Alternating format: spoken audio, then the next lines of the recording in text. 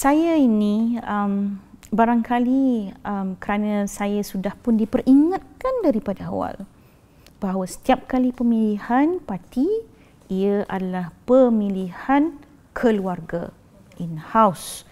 Pemilihan keluarga ini, maksudnya pertarungan kita ini adalah pertarungan anak beranak, adik-beradik yang kita kenal, kawan-kawan kita ini, yang sama-sama maknanya bertarung untuk melayakkan masing-masing mendapat posisi tertinggi dalam parti ataupun apa-apa posisi.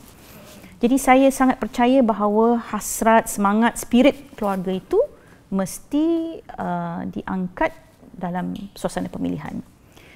Tetapi barangkali ya, ada posisi-posisi tertentu dalam parti ini yang menjadi panas ya, kerana sama ada calon-calonnya, kerana keadaan kita sekarang ya. Kita pemilihan bertahun-tahun kita adalah sebagai pembangkang dan ini adalah pertama kali pemilihan kita adalah kerajaan dan sebahagian besar daripada kami ini adalah menteri ya. Jadi itu memberikan kesan.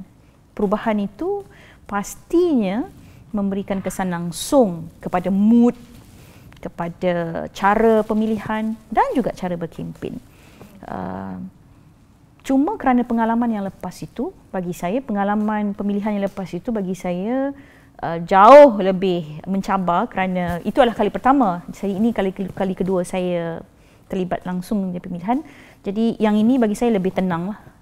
Bagi saya, untuk saya lebih tenang, lebih relax untuk saya berbanding yang lepas, sebab yang lepas itu memang saya barangkali agak struggle sebab pemilihan. Saya pertama kali menyertai pemilihan. Yang ini saya lebih maknanya persiapan saya lebih tenang kerana bagi saya soal pemilihan inilah menawarkan khidmat kebaktian untuk parti.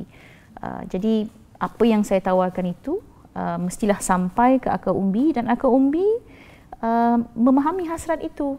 Dan yang paling penting adalah mendengar akar umbi ini.